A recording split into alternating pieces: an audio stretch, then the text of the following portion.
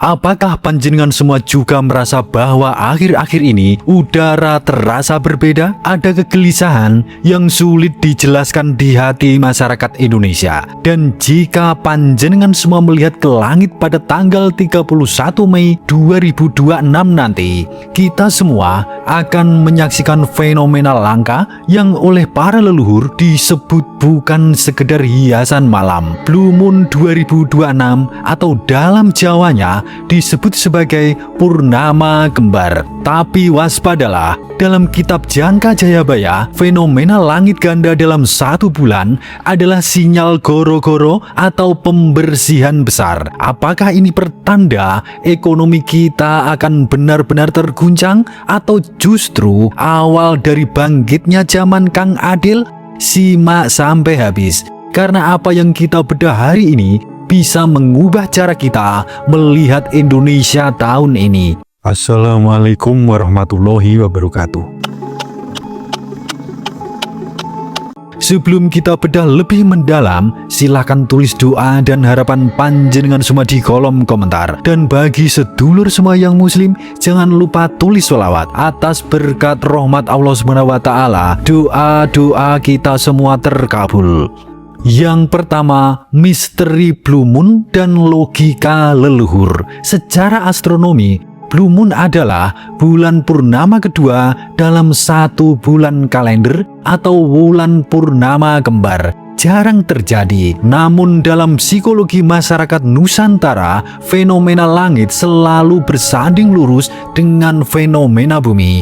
Ingat ramalan, naliko bumi gumregah lan segoro ora sare. Saat bumi bergerak dan laut tidak tenang. Di Mei 2026 ini, posisi bulan berada di titik terjauh atau micromoon. Secara energi, para ahli metafisika menyebut ini sebagai masa kekosongan. Inilah kenapa banyak dari kita mungkin merasa rezeki sedang seret atau emosi keluarga sedang tidak stabil. Ini bukan suatu kebetulan, ini adalah siklus. Yang kedua, kondisi geopolitik dan ekonomi. Sekarang mari kita lihat fakta yang sedang kita hadapi.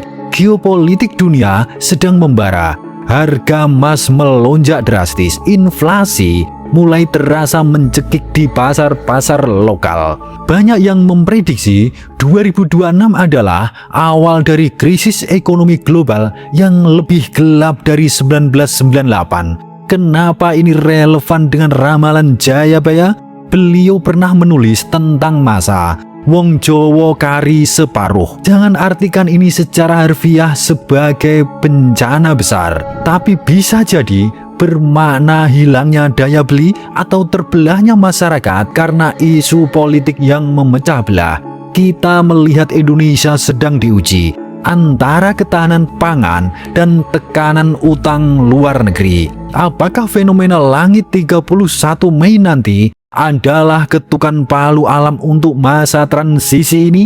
Yang ketiga, kita kupas tuntas ramalan Jangka Jayabaya. Banyak ahli spiritual dunia termasuk Sadguru bilang kalau bumi sedang bergejolak. Tapi kalau kita bicara belak-belakan dalam bahasa Jawa, ini yang disebut zaman kolo bendu. Zaman di mana semuanya terasa terbalik atau wolak-wali ing zaman.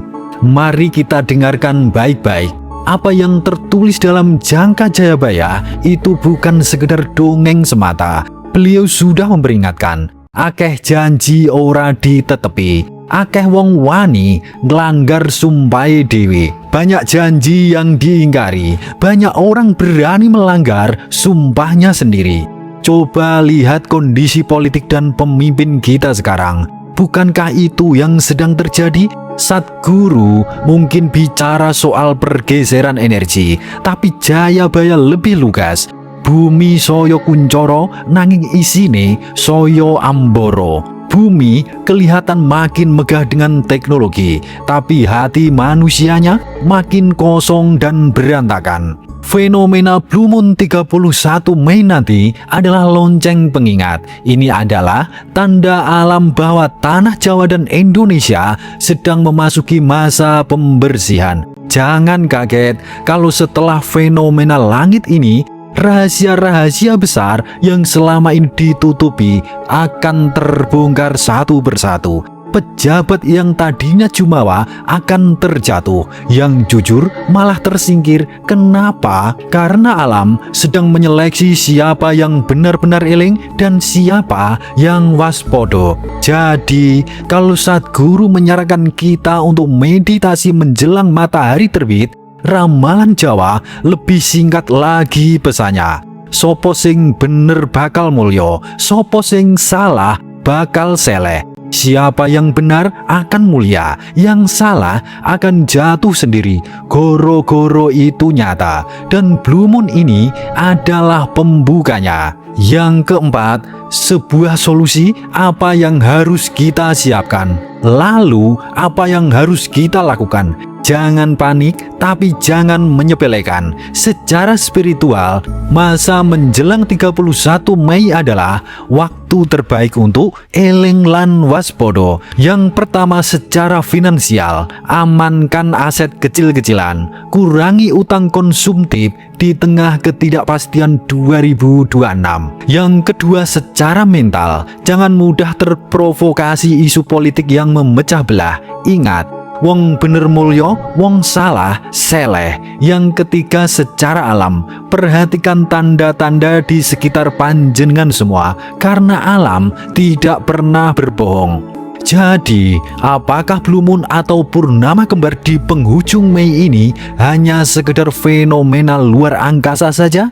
Atau ia memang kunci pembuka pintu zaman Kolo Subo atau masa kejayaan yang dijanjikan Jayabaya setelah penderitaan panjang? Kita tunggu peristiwa besar apa yang akan terjadi. Namun satu hal yang pasti, sejarah tidak pernah terulang, tapi ia selalu berirama. Menurut panjenengan semua, apa yang akan terjadi di Indonesia setelah tanggal 31 Mei nanti?